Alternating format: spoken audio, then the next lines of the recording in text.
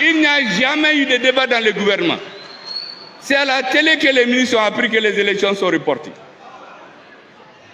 Là encore, j'ai dit aux gens du M5, patience. Attendez, l'important c'est d'avoir un pays. Est-ce que vous savez que cette patience, certains ont compris que c'est de la faiblesse. Ces personnes ne comprennent pas. Ces personnes ont peur. Ces personnes sont opportunistes. Mais ils n'ont rien compris. Nous sommes habitués à nous battre politiquement depuis 50 ans. Nous avons la capacité de discernement pour faire la part entre l'essentiel et l'accessoire. L'essentiel, c'est d'aider les forces armées maliennes pour retrouver un pays. Pendant ce temps, il y en a qui sont dans des jeux politiques à Bamako pour mélanger tout ce que le peuple a demandé. C'est pour cela, mesdames et messieurs, regardez un indice. Aujourd'hui, tous ceux qui vous parlent vous disent que c'est pour appliquer les résolutions des assises. La constitution, le code minier, tout ce qui se fait au Mali. Mais est-ce que vous pouvez vous imaginer quelque chose qui va vous surprendre? Les assises nationales de la refondation ont demandé de diminuer le nombre de partis politiques. 200 partis dans une population de 22 millions. De 1991 à 2021, en 30 ans, il y a eu 200 partis. Est-ce que vous savez qu'entre 2021 et 2022, après les assises, 100 partis ont été créés. Les récépissés ont été donnés à 100 partis. Pourquoi faire? Là encore, j'ai dit aux camarades du M5, patience, patience. Aujourd'hui, ce sont les responsables de certains de ces partis que vous voyez à la télé. Interdit de manifestations, insulter le Premier ministre dans les médias, dans les télés. Il y en a qui sont même spécialisés. Il paraît que quand vous l'insultez, le lendemain vous êtes gratifié. Mesdames et messieurs, nous ne pouvons pas continuer cela. Mais je vous ai dit, ce qui me paraît important, c'est ce que je vous ai dit lorsque nous étions devenus Premier ministre. J'ai dit au M5 RFP, il ne faut jamais accepter qu'un dirigeant échafaude des plans de la fin de la transition avant que je n'en discute avec le président de la transition et ses compagnons. Je m'en tiens à ça jusqu'à aujourd'hui. Malheureusement, pendant que nous attendions cela, et j'ai incité que les forces armées de sécurité soient engagées sur le terrain, qu'elles ne soient pas perturbées par les débats politiques dans la capitale, comme ce fut le cas en 2012. Vous vous rappelez, en 2012, pendant qu'il y avait la guerre, il y avait des politiciens à Bamako qui luttaient pour le pouvoir. D'autres disaient même qu'il ne faut pas que les militaires se battent. Nous avions dit qu'il ne faut jamais faire cela au Mali. C'est ça mes deux recommandations au M5. Personne ne doit parler de la fin de la transition avant que je n'en discute avec le président et ses compagnons. Deuxièmement, les débats politiques. Malheureusement, ici, il y a des gens qui ont confondu cela de la faiblesse. Ils ont compris qu'on ne comprend rien. Et il y a des dissidences qui se sont créées au M5, dont nous avons les preuves aujourd'hui que certaines ont été suscitées pour diviser les mouvements, pour faire disparaître le rôle du M5 dans l'histoire du Mali. Pour quelle raison? Pourquoi?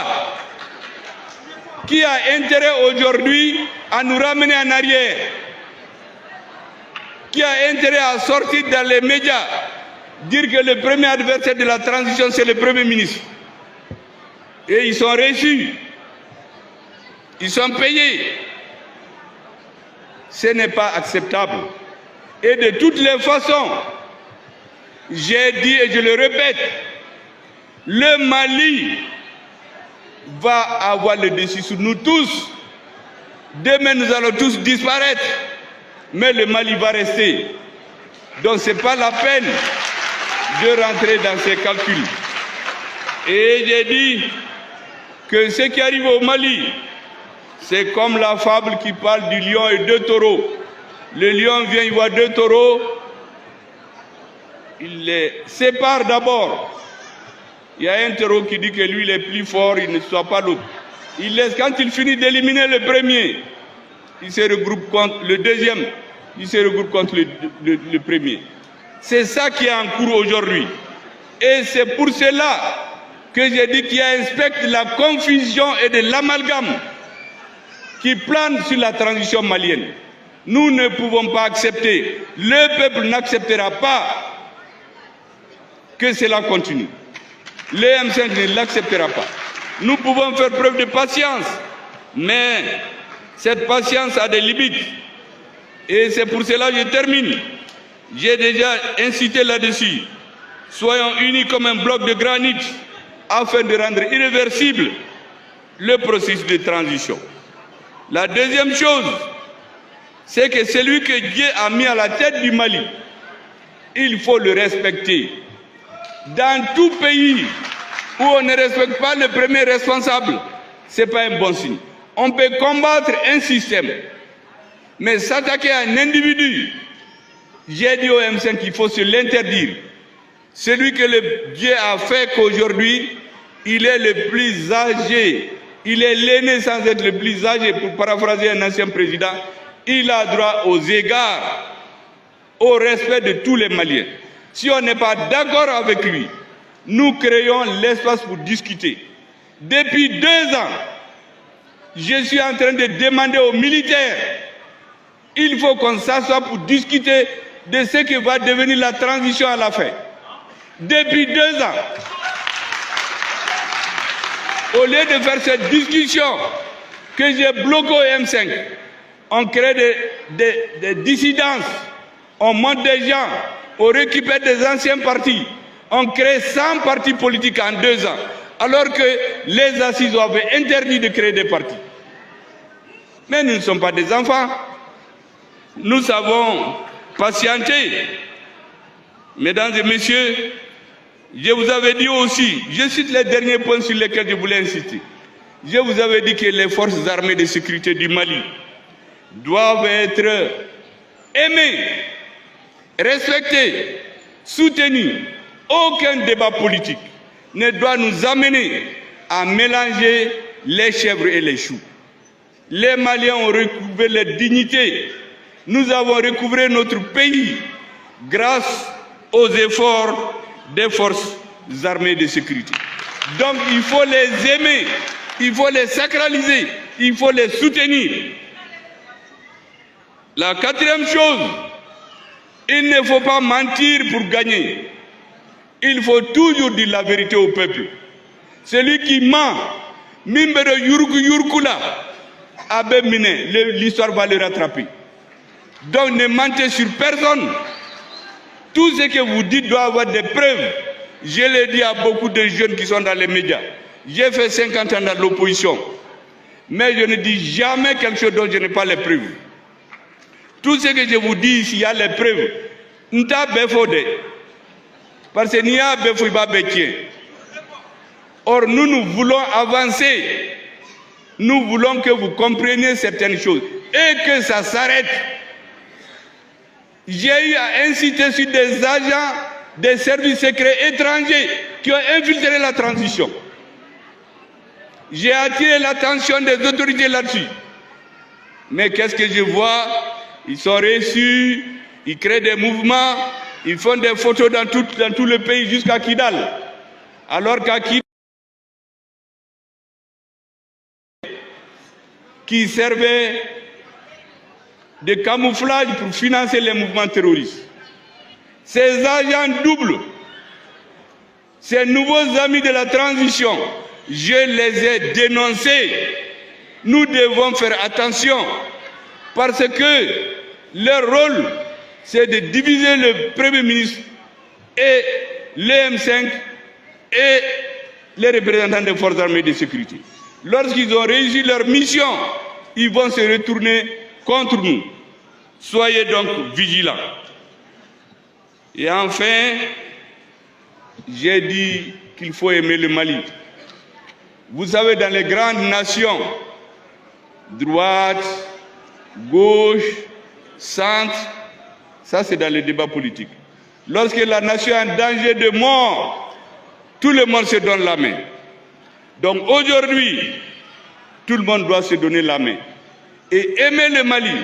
C'est pour cela que j'ai dit, quelle que soit la position des Maliens avant le 18 août 2020, maintenant que les uns et les autres ont compris, tendons-nous la main pour reconstruire notre pays. Je sais que certains vont dire, ah oui, le Premier ministre, comme il a des problèmes maintenant, il veut réunir tout le monde alors qu'il était clivant. Je n'étais pas clivant. Au début, au Mali, il y avait deux forces. Il y avait ceux qui disent qu'il faut faire des élections pour ramener l'ancien système. Et les patriotes qui disaient non, il faut faire les actes. Le Premier ministre, Choguel Kokala Maïga, a fait une sortie. Et dans cette sortie que vous venez d'écouter ici, il y a une partie où il demande aux dirigeants en place de pouvoir nous expliquer quand est-ce que la transition va prendre fin. Monsieur Kokala Maïga, je ne sais pas ce qu'il croit, je ne sais pas à quoi il pense, mais il doit savoir une chose. Lui, monsieur Kokala Maïga, est jusqu'à l'heure actuelle le premier ministre de la République de Côte d'Ivoire, du Mali. Je porte donc à croire que tout ce qu'il fait n'est pas pour s'attaquer personnellement au gouvernement en place. Je crois que c'est dans une autre vision et dans une autre dynamique. Sinon, M. Kokala Maïga doit savoir que le changement qui a pris place aujourd'hui au Mali ne s'arrêtera pas. Et ceci avec lui ou sans lui. Parce que les opposants sont en train de porter cela aujourd'hui pour s'en servir contre le parti au pouvoir. Bon, même pas le parti au pouvoir, contre les hommes au pouvoir, les hommes en tenue aujourd'hui. Mais ces hommes qui sont en tenue, qui sont au pouvoir, c'est eux qui ont apporté une certaine stabilité, une certaine tranquillité, une certaine quiétude dans la tête des populations maliennes. Ces hommes en tenue sont en train de changer radicalement la vision de toute l'Afrique. Monsieur Kokala Maïga doit savoir qu'il ne s'agit plus seulement du Mali. Et donc Assimi Goïta n'est plus seulement là pour le Mali.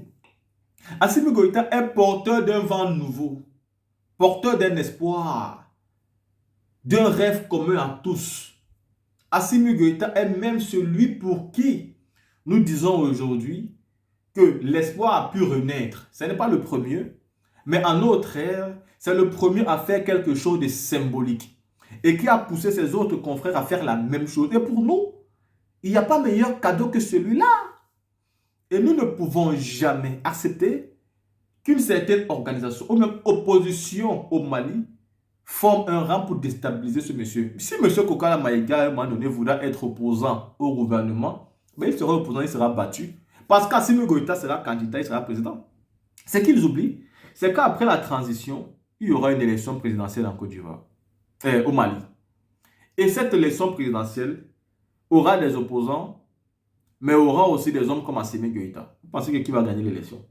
Pensez-vous que le premier ministre Kokala Maïga peut gagner Assimi Goïta une élection présidentielle au Mali? Vous croyez en ça? Il va se retrouver réduit en néant.